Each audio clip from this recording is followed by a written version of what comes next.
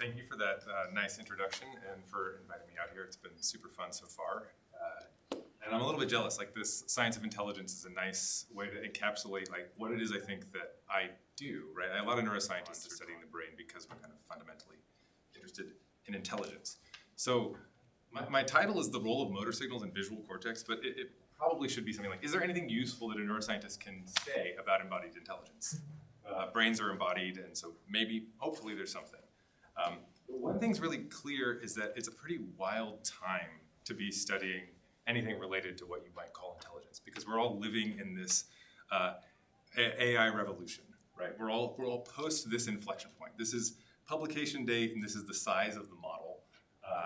You can swap this axis with the size of the data set, or capacity, or performance, or something like that. And our world in data has nicely drawn this kink at around the time AlexNet came out, and since then we're on some sort of like steep rise, either the rising edge of an exponential, and this is going to blast off to infinity, or the rising edge before we hit a sigmoid, and we're not totally sure. But one thing that's key is like neuroscientists like to claim some responsibility, because a long time ago there were some neuroscience-inspired models that directly informed the model that is at this inflection point. But we really haven't had much useful to say since, I think, and that's been kind of disappointing. The other thing that is particularly, I think, noteworthy about this plot is that of all of these models, very few of them are sensorimotor.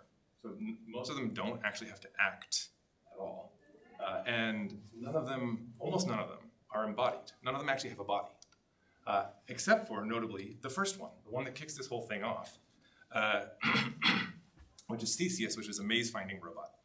And I think that kind of highlights that at the beginning, that was always the goal, right? That's what we meant by studying intelligence, was something that could do embodied actions in the world. And so why has it just been avoided this entire time, right? Why is it so hard to have a body? Now I've got a picture of a kid playing against a chess-playing robot, so you know I'm gonna talk about Moravec's paradox, which is basically encapsulates the idea that the things that AI researchers thought would be easy, like moving the chess piece, turned out to be very hard, and the things that they thought would be hard, like learning to play chess, turned out to be more easy. So learning is hard enough without having to deal with behaving in the world. The state-of-the-art robotics still performs the best with good old-fashioned engineering, right? Control systems with hand-engineered transition matrices and things like that. But in contrast, biological brains are incredibly robust sensorimotor learning machines. You can drop a biological visual system on pretty much any continent except for Antarctica, and it will survive and thrive way out of distribution. So there might be still some hope here, right, that we have something useful to say. Okay, and I'm gonna frame this kind of like, is there a common framework that we can use to understand intelligence that can guide both understanding brains and understanding machines? And are there any useful principles from brains that can help guide embodied AI? Okay, and the framework that works for me often comes under the name world models these days, right? And the basic idea of a world model is that this robot here, if it wants to interact with the world, it is helpful to have an internal model in its head of how the world works that it can simulate from to be able to guide its actions. And the idea is first articulated, as far as I'm aware, by Kenneth Craik in the 1940s.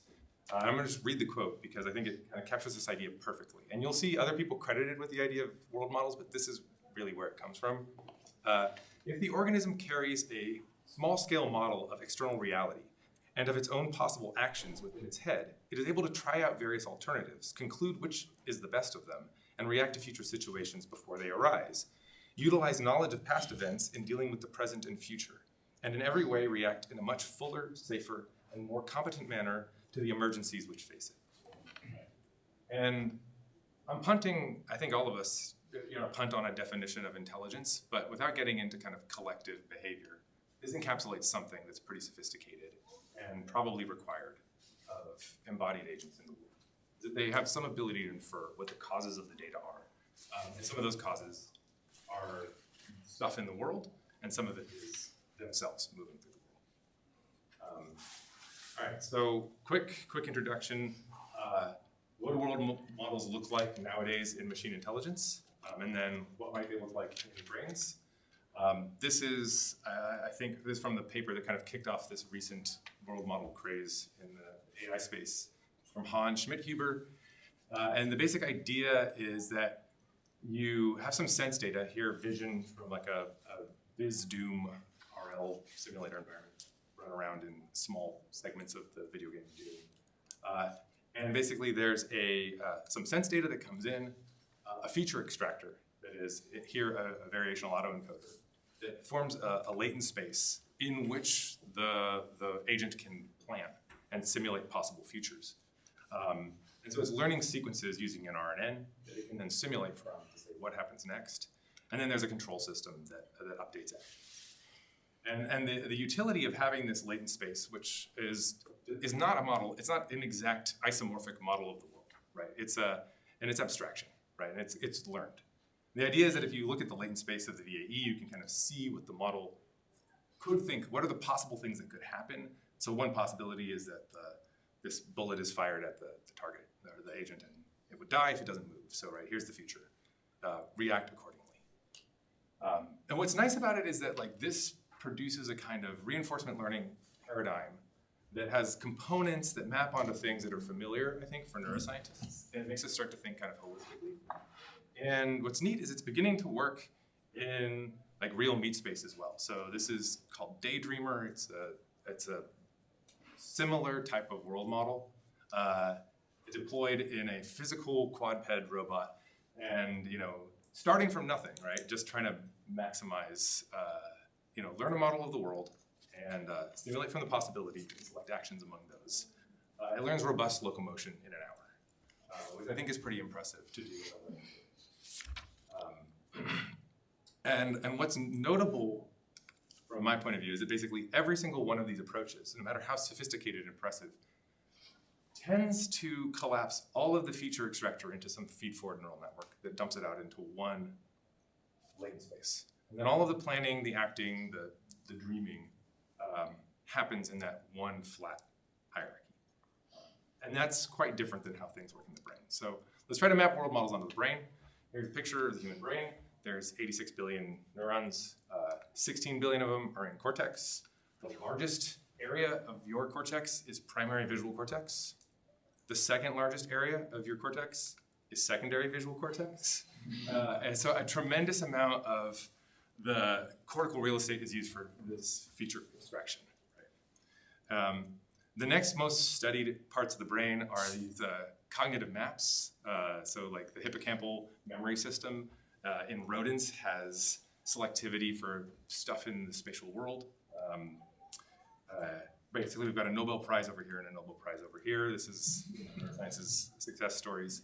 There's a lot of other mystery meat here involved in the frontal lobe and parietal lobe for like planning, executive function, and then there's some high-level motor control in cortex and in motor cortex, and then the cerebellum involved in dexterous movement and low lobe. So we can kind of map these concepts on.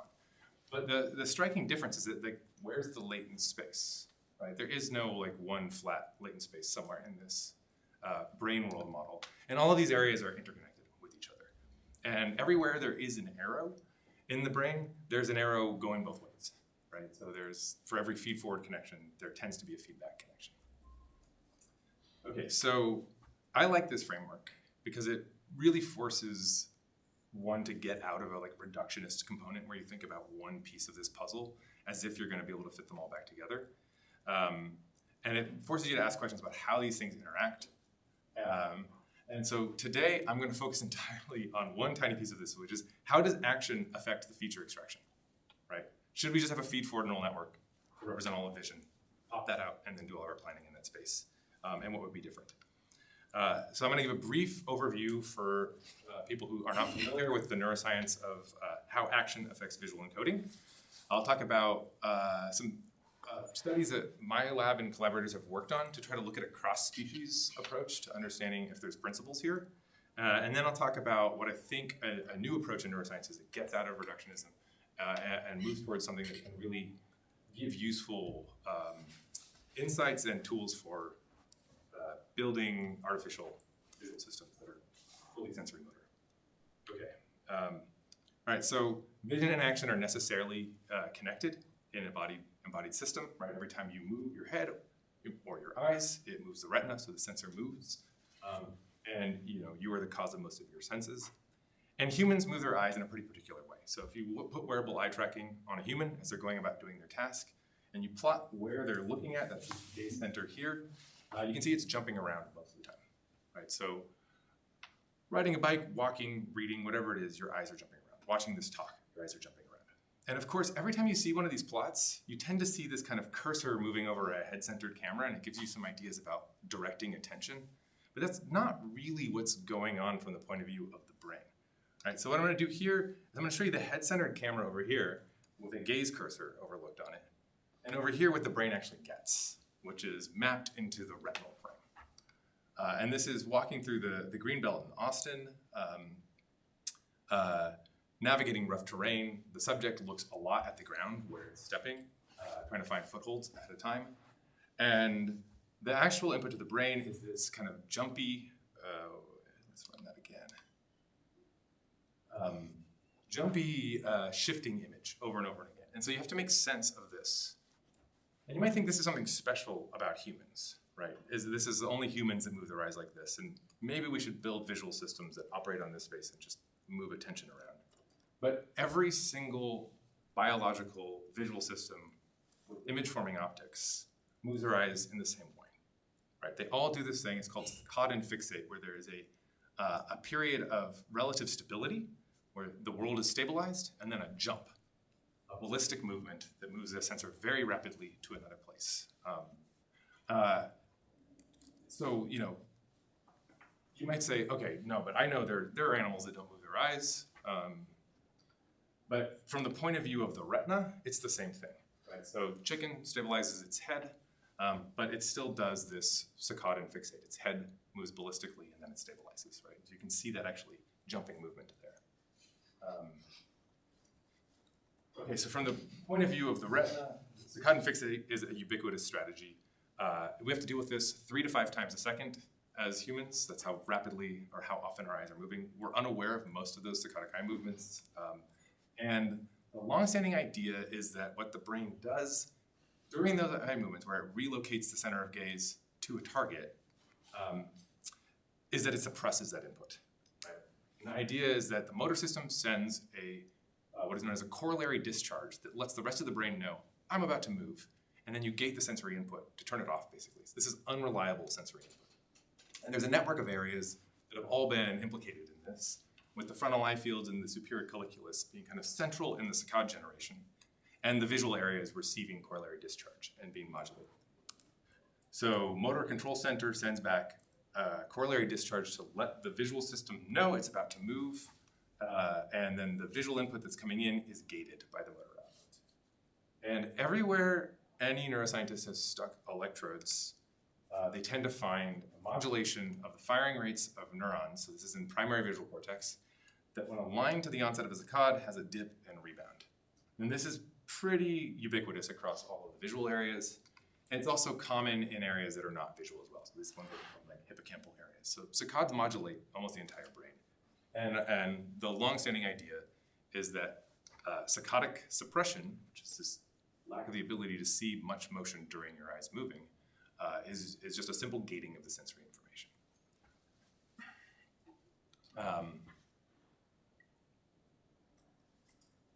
And most of this work is done in very controlled paradigms, with macaque monkeys doing instructed eye movements, recording from small numbers of neurons at a time.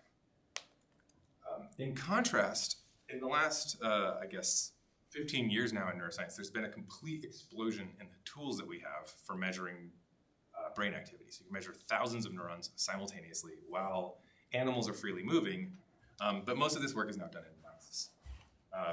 So here's a kind of example of the way people approach this problem now. So you have mice freely moving, track their bodies, put video cameras on them and extract features that can basically tell you about the movement of the animal while recording from volumes of cortex using imaging techniques or high density electrodes. And so then this plot here is showing you over time a population of primary visual cortex neurons. Each tick mark here is when the neuron is active, so it's sending an action potential. You can see that scale bar here is 1,000, so this is a lot of neurons. And then on the axis up here is nothing to do with vision. It's stuff the animal is doing, whether it's running, the pupil area, whether it's whisking.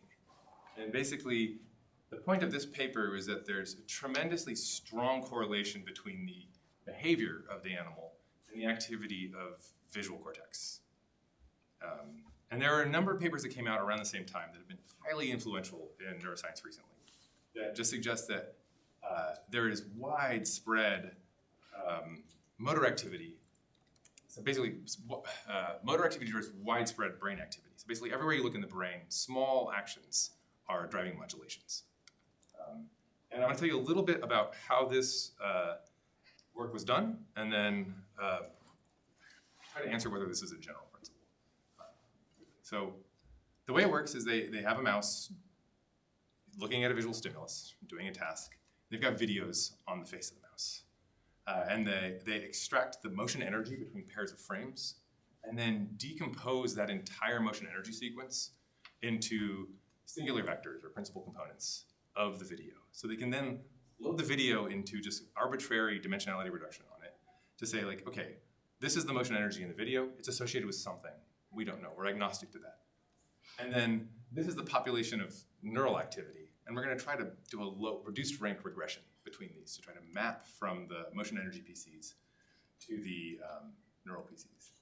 And what they find is that tremendous percent of the variance can be explained just by the motion in face, right? So whisking, things like that. And that when they sort the neural activity by its embedding, by how similar the neurons are to each other, you can find these kind of clusters of activity where neurons are related to each other. And then if they look at the prediction from just the face activity alone, a lot of the variability in visual cortex, when you're looking in aggregate across thousands of neurons, is driven by digits. Around the same time, another lab used pretty much the same exact approach where they basically pull out face eigenfaces. And now the mouse is not running, it's just doing a kind of conventional cognitive task. It's trying to discriminate whether there are more clicks on the left or right.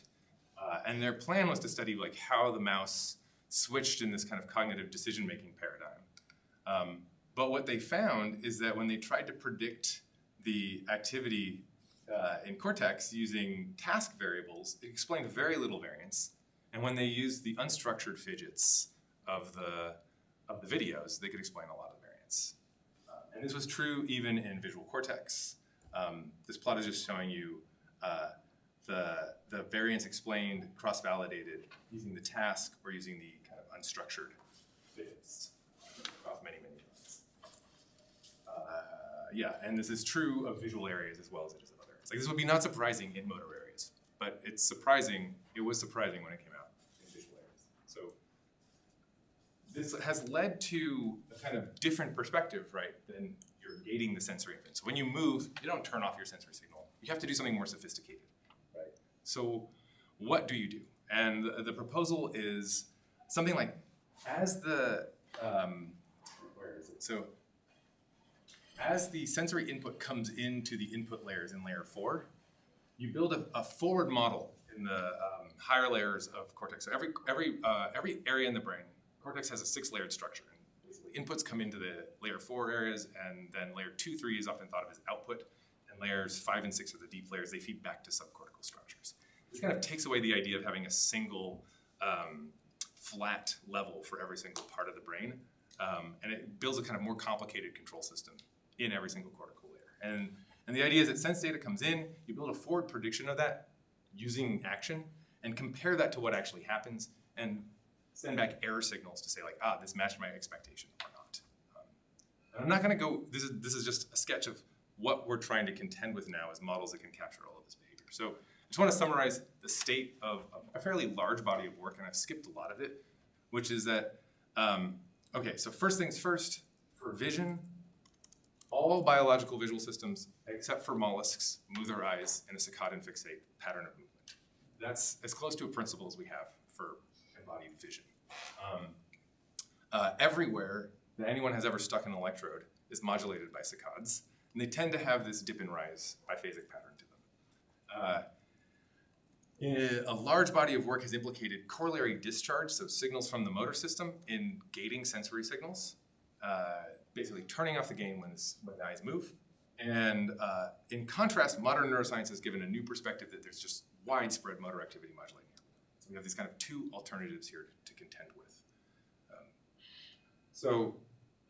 Because of this like weird difference between the large body of work on corollary discharge and this kind of new direction, a group of colleagues and myself got sucked into just asking this question: is this true of primates, right? Like all the old work is done in non-human primates and all the new work is done in mouse. Could this just be a species difference, right? Which is a little bit weird, right? Because we've got some things that are just really shared across species. Why would we kind of unbuild or unlearn the rules? So we've had a series of papers that are just replication studies, for the most part, of the mice. And I'm not going to go into a lot of details on them because they're all published. There's even a review paper. So if you care to know the details, you can read them. And I'm just going to give you the answer, which is no. It did not work. When we tried to reproduce either the locomotion effects in monkeys or the modulation by spontaneous movements, we got a resounding no variance explained in macaques, where lots of variance explained in mice, and almost no variance explained from running, whereas lots in mice.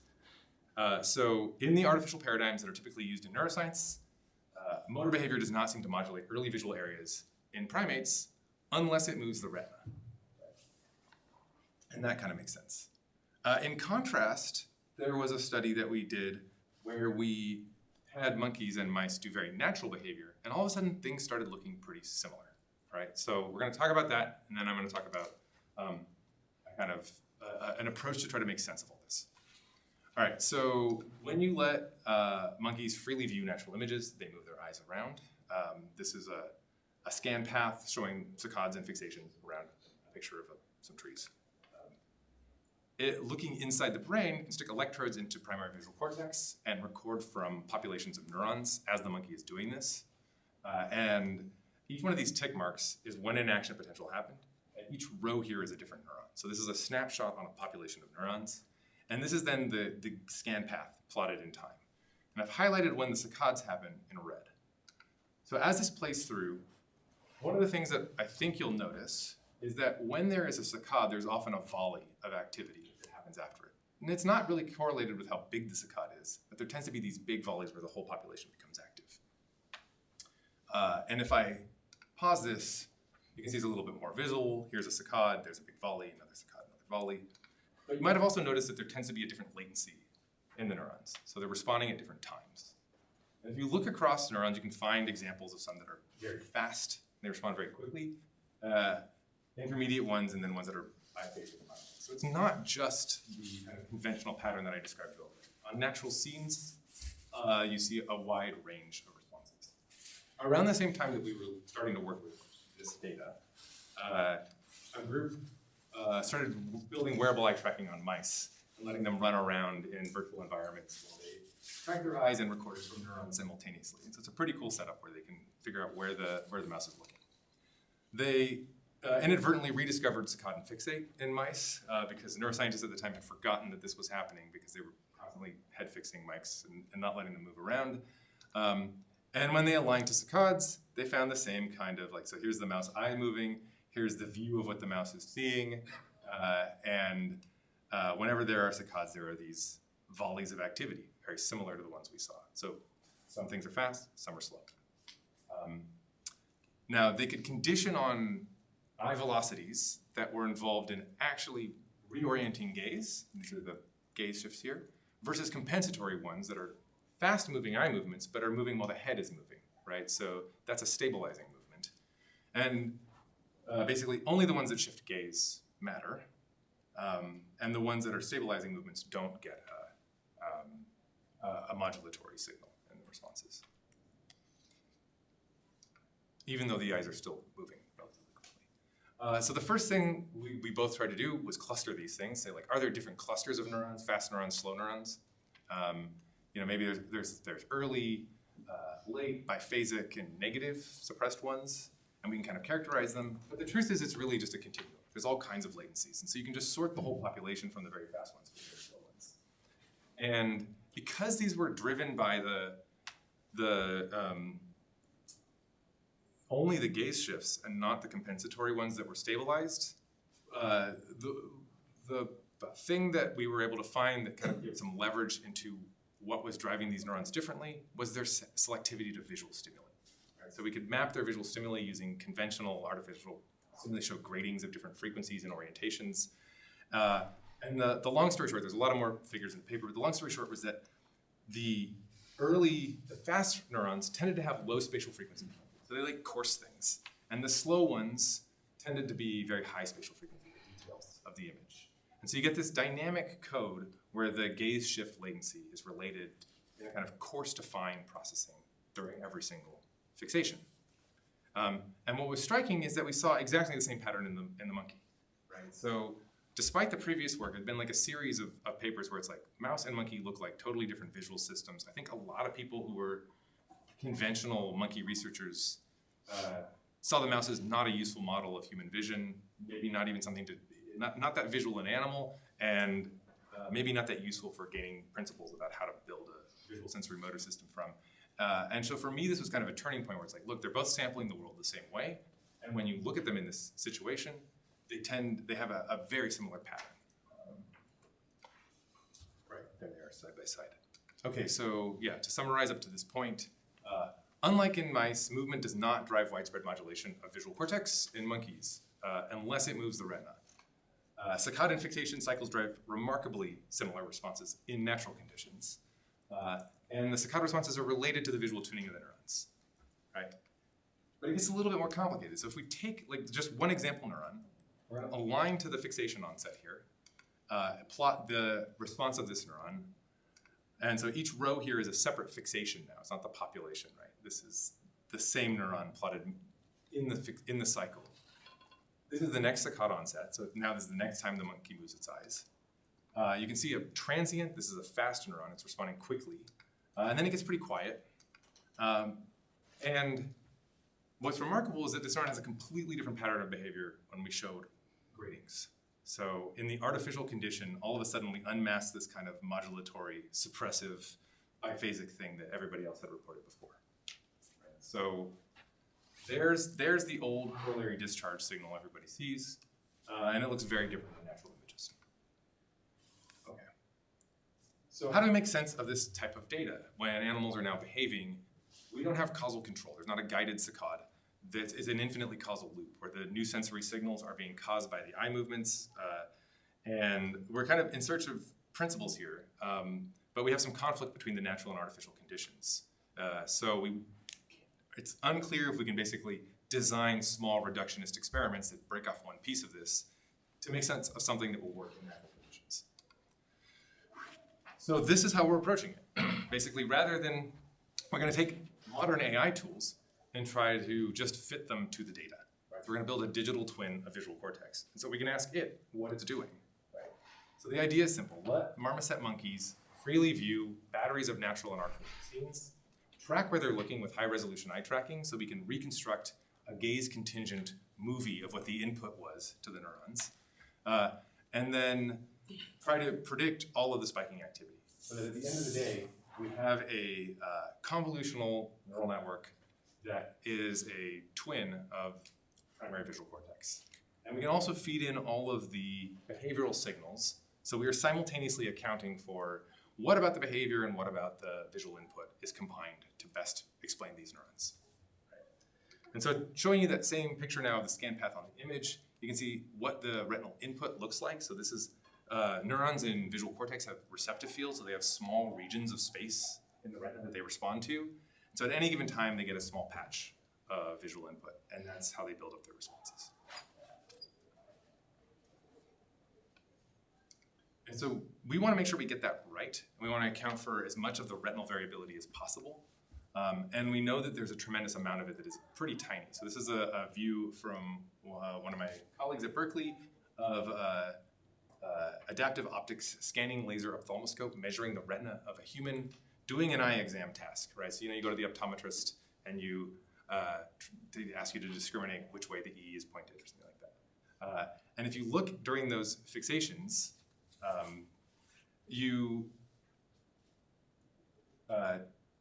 see that the eyes continue to move, right? So there's a tremendous amount of small movements that still matter. So these are the cone photoreceptors. These are the sensors of the retina, and they're continuously moving. And what's important to know about this is that when people are seeing, if you stabilize this and you remove these eye movements, they stop being able to see, right? So these are important for seeing. So we can't build a big optical table to measure the eyes of every single subject, especially if they're doing natural behavior. So we had to develop a new digital eye tracker to get higher resolution measurements of what the retina is doing. And outside of the adaptive optic, outside of directly measuring the retina and bypassing the optics, you can measure features of the optics to try to track how the eyes are moving. This is called the dual Purkinje system. And the way it works is that you shine IR light into the eye, and there are reflections off all of the optical surfaces. So the outside of the cornea, the back of the cornea, the front of the lens, and the back of the lens. And the reflections P1 and P4 move in opposite directions, and the difference between them is proportional to the rotation of the orbit.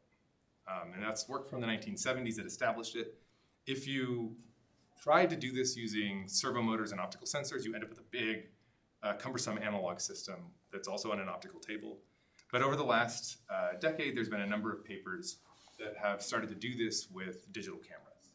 Right? So you can just shine a light into the eye and track the reflections. And you'll see here that, like, during a saccade, you can see the two reflections move differently. And so this started as work when I was a postdoc, working with Michele Rucci's group, and then in my lab, my student Ryan, working together with Jorge Otero Millan, also at Berkeley, built an open source version of this that runs on with USB cameras with a nice GUI, and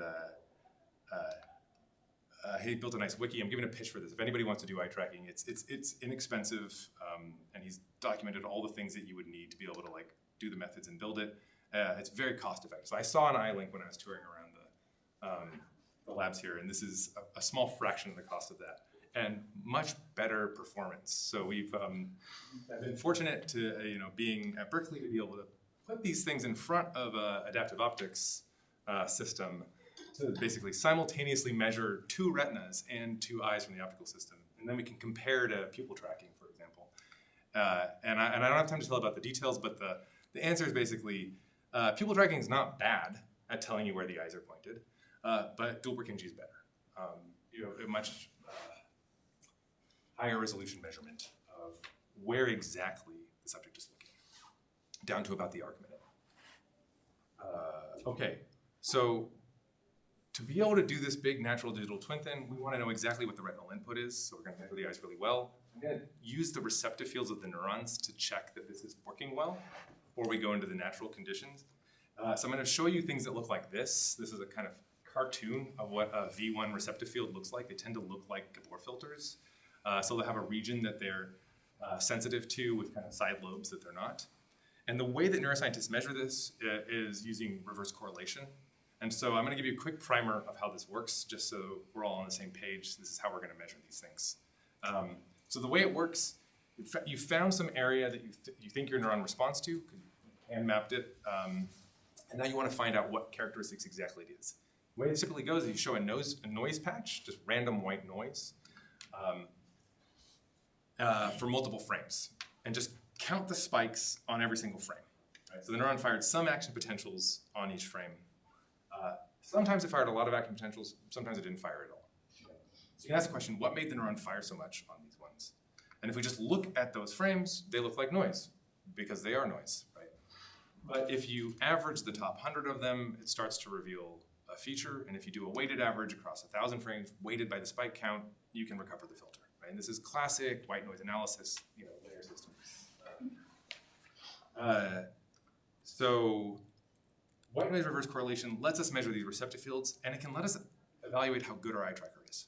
So in eye tracking, there's kinds of two sources of noise like really we care about the trueness, the accuracy of this thing, exactly how good are we at getting the true gaze vector, which we don't know, right? That's what we're trying to measure. And there are two sources of error that can show up. One is calibration, where there are systematic inaccuracies that are a function of where the animal is looking. So when they look to the right, we might get it more wrong than when they look to the left. And the other one is precision, that there's high frequency noise or some sort of systematic bias that's there over time. Any amount of these two types of noise are a huge problem if you're trying to measure the retinal input as a subject looks around the scene, right? So this is if we knew exactly where the eye position was, and this is just adding modest amounts of precision noise and modest amounts of calibration noise. So with only a 5% error and a fraction of a degree, so 0.05 of a degree of visual angle, which is a degree is about the size of your fingernail at arm's length, you basically can't measure the receptive fields anymore. So we know that the digital Dupert-Kinji system can give us high precision, right, when we calibrate it to the retina. But we did that calibration by regressing to the retina. We were interested in basically how well it tracked it over the whole time. So how do we do this when we don't have the retina there to know exactly where the retina is? And the way we've done this is to basically just use a big neural network, right? That's going to be the answer a lot of the time. So what we do, we have the marmoset looking at random noise, and then we clip out a gaze contingent region of interest to make a movie that goes into a small, very tiny convolutional neural network. And then you map from the convolutional output of that network to the neurons through a spatial location in the convolutional output and a feature vector, factorized, to try to predict the rates of the neurons. And the key trick here is that we're going to take the output of the eye tracker and we're going to pass that into an MLP that spits out how you should update how you should shift that gaze contingent. Right? So this is not like using the neural network to do eye tracking.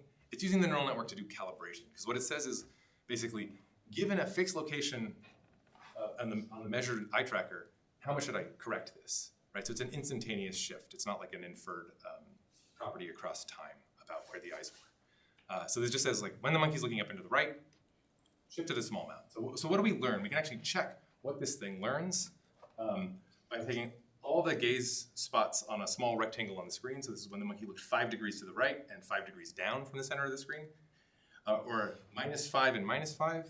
And you can ask, how much did it say that we needed to shift the image to do a better job of predicting the neurons?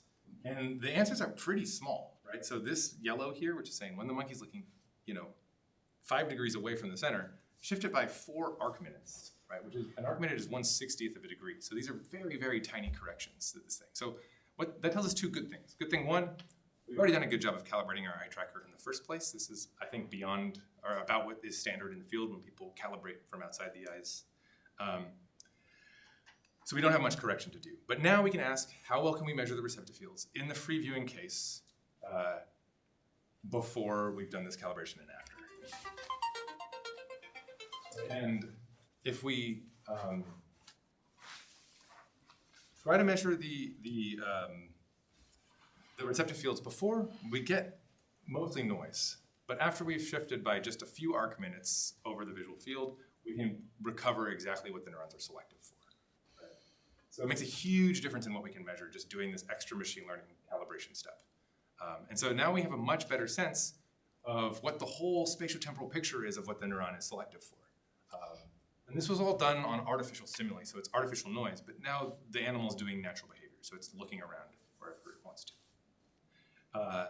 We can validate this a couple other ways. So these monkeys are making really tiny eye movements, and we can use the kind of conventional approach where we have them fixate, but we're now recording from neurons right near the center of gaze that have very tiny receptive fields. And even those tiny eye movements mean that when the monkey's fixating, we can't measure anything. But when we correct for the eye movements during fixation, we can measure a nice little spatiotemporal receptive field. And if we look in the condition where the eyes are no longer constrained, they can look anywhere on the screen, we get back the same receptive field. And so it's I think a strong piece of evidence that we have a good approximation to what the retinal input is. So we're in a good condition to be able to anchor to as close to a solid measurement of what the retinal input is while simultaneously measuring all the behavior, right? So retinal movie comes in, we're going to try to learn one big model that is fit to 20 data sets with 2,400 neurons in it. And so the way this, and we're going to train on a battery of natural and artificial stimuli. So this is giving us like gratings, noise, and natural images. I wish we had natural videos in this data set, but we don't. And then that's on a completely withheld paradigm where we rapidly flash natural images. The model never sees this condition. So this is going to be our true test set.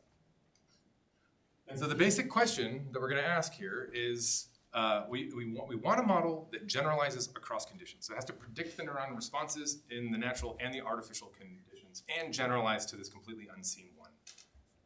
And we're going to compare whether a vision-only model to one that has a vision plus a modulator that gets the eye position, a context window of the eye position that it can transform into any embedding, basically.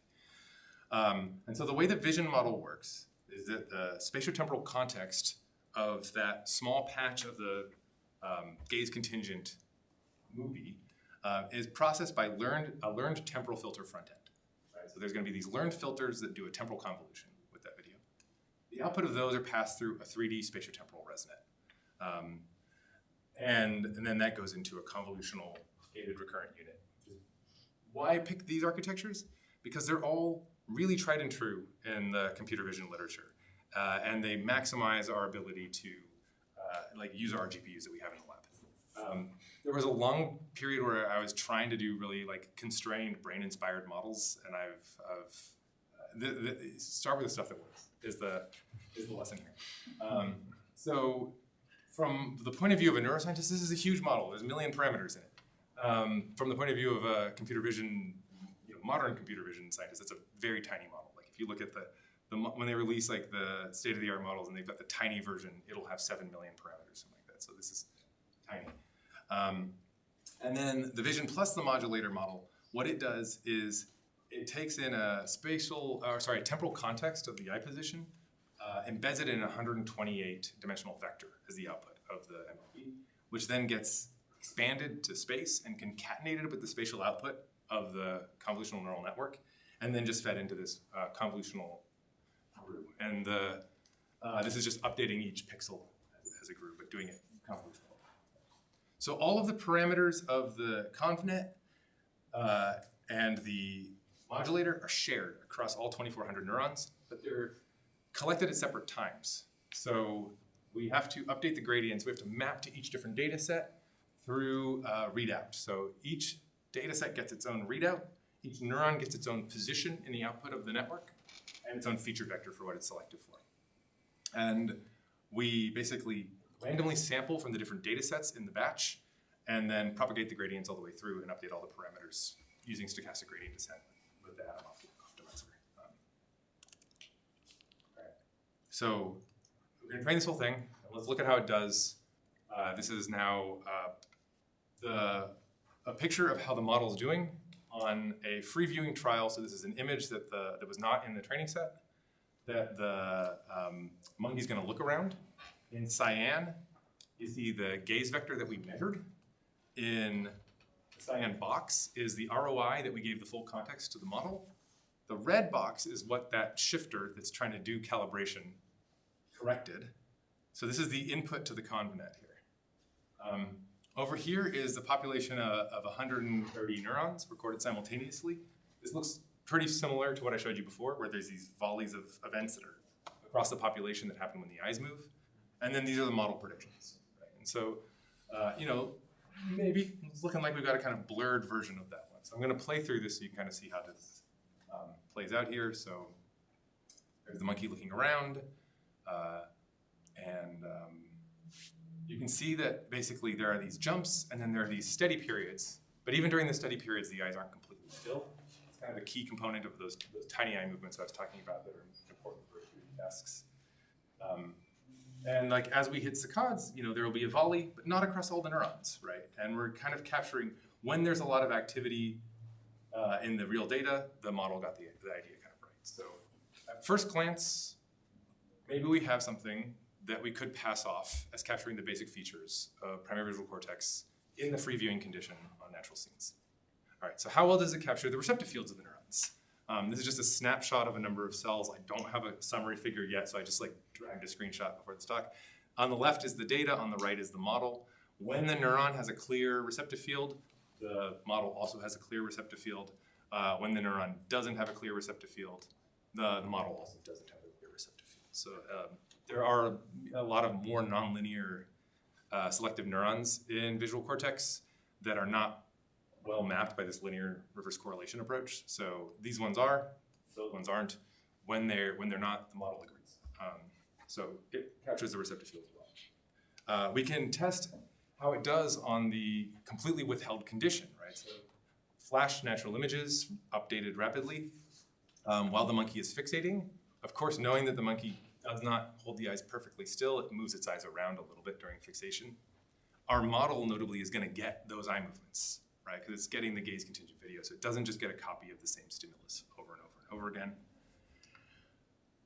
And so we can look at basically an example neuron here. This is its response to repeats of the same image, and you can see that there's volleys of activity that are responding to features of that sequence. So this is the average rate of that neuron, and we can see what the model does, and it captures basically a lot of the properties of the response. I want to draw your attention to two things. So center red here is the average of the model's responses, and these dashed lines here are the, I think, 68% range of its predictions, right?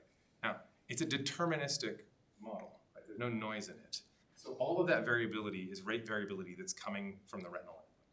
It's coming from those small shifts during fixational eye movements. Okay, here's another example neuron, and across the population, this is a metric that neuroscientists like, which is a normalized, noise-normalized cross-correlation metric. We're getting a cross-correlation between the observed spike rates and the model rates of about 0.7, so on average, which is good for neuroscience standards. Okay, so did it capture this thing, right? This big saccade latency thing that we had this very crude relationship to the tuning before. And so if we look at the full model now to withheld trials, so again, cross-validated, the model captures the distribution quite well. This is the full model that has the extraretinal signals. And here's the question is this modulation requiring the extraretinal signal, or is this in the visual input? And the vision-only model captures it just as well. We can pick off the peaks of all of these latencies and plot them against each other. Here's the data peak and the model peak for the vision-only model and for the modulator model. And so a lot of what's going on natural scenes is actually really driven by the movie that's coming into the eyes. And it's not being suppressed as far as this story seems to tell us, this analysis seems to tell us. I also think this is like just a much tighter relationship than what we had before. We had this kind of crude mapping between the saccade latency and the tuning, the selectivity features. It was kind of like the old way we would approach this. And now we have a very detailed description where it's like, yes, the spatiotemporal visual selectivity, including all of its nonlinearities, is what's capturing this saccade latency. Okay, so we can unpack the model and say, how is it doing this, right? Maybe the vision model is doing something complicated to detect saccades, and it's actually just detecting saccades and then building an extra retinal signal out of that. So if we look at the first layers, we can basically pick the outputs of the first stage of the 3D ResNet and then maximize, basically do gradient descent to figure out what drove these models. We start with noise, and then we just step along the gradients so we can see a picture of what they're selected for. It's actually a movie.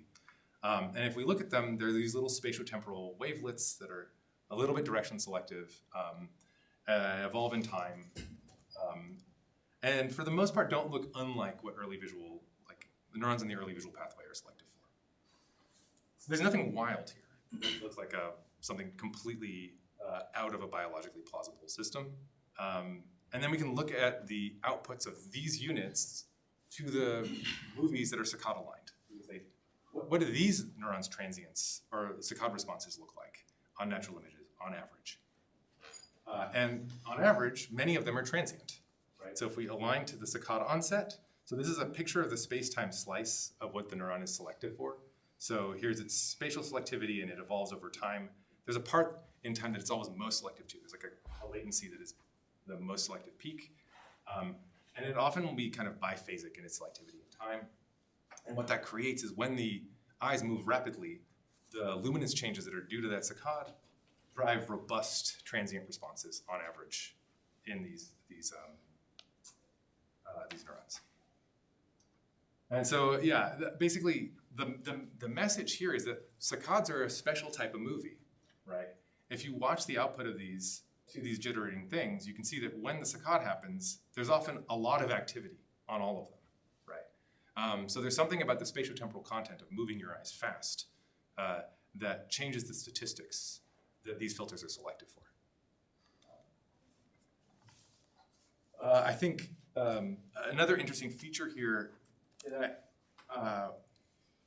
kind of makes the standard paradigm of trying to hold the eye still in neuroscience problematic is that this entire modulation takes quite a bit of time, right? Here's milliseconds from saccade onset, right? So you start moving your eyes. This is how long on average it takes you to move your eyes. That's what this distribution is here. So saccades are not instantaneous. They're not like a flash of a new image. They are a movie that has an acceleration and a deceleration to it. And then this distribution here is the time the monkey moved its eyes next, right? So by the time they've settled, right, there's only 100 milliseconds before the eyes might move again, right? So this is a pretty rapid ballistic sampling. Oh yeah, there we go. That's that. And so there's a line of work from Michele Rucci's group that I think starts to tell this story that's very different than the classic saccadic suppression story, which is that the movies themselves carry content that's informative about the scene. So if you look at the saccadic eye movements, as position changes, at 1 pixel on the screen, you actually get a luminance change that is sweeping across the neurons. And depending on the filtering properties of a linear spatiotemporal filter that is processing those, you get very different amounts of modulation. So the saccades drive mostly modulations in the low frequencies and not a lot of modulations in the high frequencies. And that has a lot to do with the fact that the natural images themselves have a lot of low frequency content. There's a lot of power in the low frequencies. Okay. So we wanted a model that generalizes to the artificial conditions and captures all of the phenomena. And this is where it gets kind of interesting, which is that the vision-only model fails on our grading condition, right? So here's the neurons on the grading conditions. We have fewer trials of these, so they look a little bit noisier. But the modulator has robust saccade modulation that kind of tracks the pattern in the data, and the vision-only model does not, right? So we've unearthed this modulation. It is that biphasic modulation that looks like gating. And what is nice about this whole framework is we can do quantitative characterizations of the likelihood. How well have we explained the data on test data? So this is like a likelihood ratio here in bits per spike, comparing the full model to the vision-only model. And the most common scenario for a neuron is that it's not improved by including the extraretinal signals. But when you switch to the artificial stimuli, either the Gabor noise we use or the gratings, that distribution shifts off, right? Where all of a sudden having extraretinal signals are important, right? And we can look at what the modulator's doing, and we can find, and I'm gonna split this out across cortical layers, even though, just to try to start to relate that to the kind of more complicated predictive coding model. But basically, what we see is that the modulator is doing different things in these different conditions. So in the natural image case, it's not modulating very much. And in the Gabor noise, it's modulating. The solid line is the input layers, so this is like the very fast stimulus-driven ones, and it's modulating a little bit faster for the fast ones. It's modulating in a way that is aligned to the latency of the response of these neurons. And the deep layers, and the grading case has the most modulation, right? So this is a kind of early stage of trying to interpret these things, but I think we're in a situation where we can confidently say that the modulation is more than simple gating, and that it's pretty minimal on natural images. The digital twin approach, where we basically just take a kind of modern machine learning approach, collect a lot of data in natural conditions, and train a model that test it by how well it generalizes to unseen conditions, is very useful for us pulling apart and interrogating mechanisms here. the future is to do more direct tests of these explicit ideas that are in the literature, because we can actually constrain the model to do exactly the mechanism and then fit it simultaneously to do the hypothesized normative role and also predict the data and then say which one of these is better. So I'm generally excited about this approach. I think there'll be a lot more of these kind of digital twins for different scientific fields. And I want to, take a step back here and say, I just kind of give you a whirlwind tour of all this stuff. And like, did we learn anything about this question here, right? Is there anything useful here? So the first thing is that the action system does not, it does modify the feature extraction. Yeah, okay, we already kind of knew that, right? But it does it in a more complicated way than simply gating it. How exactly is still open. I think there might be something useful from neuroscience in that domain if we focus on it. Saccades are special movies, right? People often think about them as a new snapshot of a new image. That's not the case, right? There's an acceleration and a deceleration, and that contains information about the visual world. There's a reason why this is a ubiquitous sampling strategy. Fixations are also special movies. I didn't have time to talk about them, but it was important for us to include those small micro movements to get good, accurate predictions. The eye tracker software and hardware specs are all here, so if anybody's interested, I'll leave this up for a minute. I guess my main message for those who for both neuroscientists, computer vision people, roboticists, and is that here. Sorry, I jumped. Oh no, where'd it go? I did not mean to do that. Okay, well, this will be, I can send this around. But basically, this strategy is ubiquitous, right? Saccade and fixate is really there across the entire biological visual system. All of the visual systems. Like before there were rings on Saturn, there were fish swimming around the oceans of Earth, saccading and fixating, right? So if you look at the textbooks, we're often told this kind of human-centric story that we saccade to move our foveas around, right? But saccades predated that by millennia, right? So it's a notable difference between the way biological vision works and the way robots do, right? If you look at the view of the robot, any robot, for the most part, it'll be a head-centered camera that moves fairly slowly. So the conjecture I have here is that there's something useful. There's a number of things that are useful about moving in the way biological vision does. And one of them is that it's immediately obvious when you moved, right? So if you're ballistically moving your eyes, there's a particular statistical property of that, which is that you move at a particular velocity for a particular displacement. And that's very unlike any motion in the world. So it immediately tells you you move. You don't need to suppress it. Okay, so I think that cross-species similarity hint at the true principles for how you build a visual system. Those are the ones to look at. Where we find differences between the species, those are probably not all that interesting. And the ones that are the same are very interesting. Interconnected modules is totally missing from most of the modern machine learning versions, right? They're there in all the good old-fashioned engineering control systems robotics approaches, but they're not there in the modern learning. They tend to flatten everything because it's hard to do hierarchical learning. So that's like a big frontier, I think. I'm gonna say it again just because this is like the important one people underappreciate. All right, and that acknowledges everybody that did the work.